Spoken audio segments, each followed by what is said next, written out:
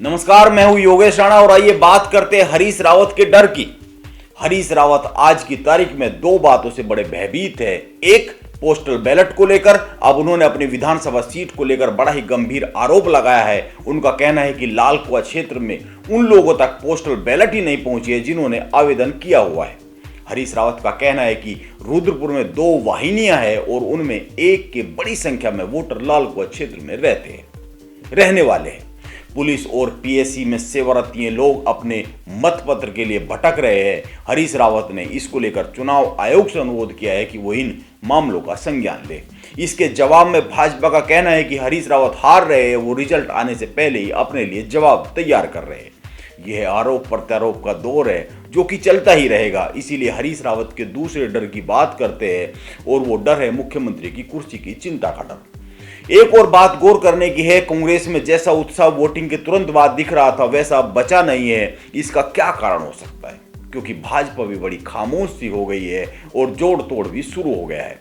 पुष्कर सिंह धामी दिल्ली में मुलाकात न होने के कारण वहां पर हाईकमान से नड्डा से मुलाकात नहीं हो पाई तो बनारस के लिए रवाना हो रहे हैं। उनका अचानक बनारस का दौरा क्यों बन गया, इस पर अगली वीडियो में बात करेंगे। अभी हरीश रावत पर फोकस कर लेते हैं। हरीश रावत के शांत होने के पीछे सबसे बड़ी वजह मानी जा रही है आने वाली सरकार में निर्दलीय या अन्य की भूमिका। अब प्रदेश की 70 सीटों के फीडबैक भाजपा और कांग्रेस दोनों को आ चुके हैं। माना जा रहा है कि बगैर निर्दलीय या अन्य के सहयोग के सत्ता की गद्दी का दरवाजा खुलना मुश्किल दिख रहा है। इसके पीछे एक बड़ी वजह है। पहली बात, इस बार 2017 वाली भाजपा के पक्ष में लहर नहीं है और 2017 की लहर में भी तकरीबन 30 सीटें ऐसी थी जिन पर जीत और हार का जो अंतर था, आंकड़ा था, वो 5000 से कम रहा था। दूसरी बात, 11 सीटें ऐसी थी जिन पर जीत और हार का जो मार्जिन है वो 500 से 1000 के बीच रहा था, वोट के बीच रहा था। और इन 11 सीटों में से 9 सीटें पर्वतीय क्षेत्रों में थी। इसीलिए आप ही सोचिए, जब प्रचंड मोदी लहर में भाजपा इतने कम मार्जिन से जीती थी इन सीटों पर, तो इस बार इन सीटों पर क्या होगा, क्योंकि मोदी लहर है नहीं। इसीलिए जागेश्वर, सोमेश्वर, गंगोलीहाट, लोहाघाट, केदारनाथ सीटों पर कुछ भी हो सकता है, क्योंकि ये सभी सीटें पिछले जो चुनाव में 500 से 1000 वोटों के अंतर से ही हार जीत वाली है। इसके साथ ही 2000 वोट के अंतर से हार जीत वाली सीटों में पुरोला, पिरान क्लियर, चक्राताल, लक्सर, धनोल्टी और प्रतापनगर है। यह गणित भाजपा के लिए है, यानी कि भाजपा इन सीटों पर चिंता में दिख सकती है। अब कांग्रेस की बात करें तो इसमें कोई दो राय नहीं कि भाजपा के पक्ष में प्रचंड लहर नहीं है, लेकिन पूरे प्रदेश में 2 समीकरण खुलकर सामने आ चुके हैं। एक, मोदी के नाम पर वोट पड़ा है और दूसरा, केंद्र सरकार की राशन की योजनाओं ने कमाल किया है। लोगों ने इस कारण भाजपा के उम्मीदवार का चेहरा देखे बगैर मोदी और उनकी सरकार की राशन बांटने की योजनाओं के नाम पर वोट किया है।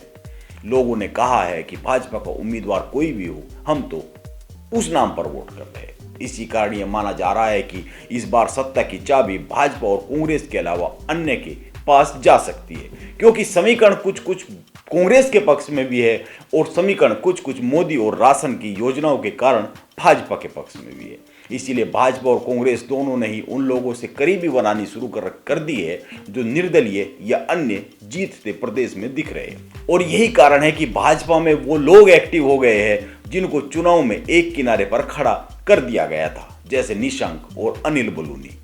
क्योंकि अगर जोड़ तोड़ की राजनीति चलेगी, जोड़ तोड़ कर सरकार बनेगी, तो हर किसी का नंबर आ सकता है। जो जिसमें माहिर होगा वो हो सकता है अपना नंबर आगे कर ले।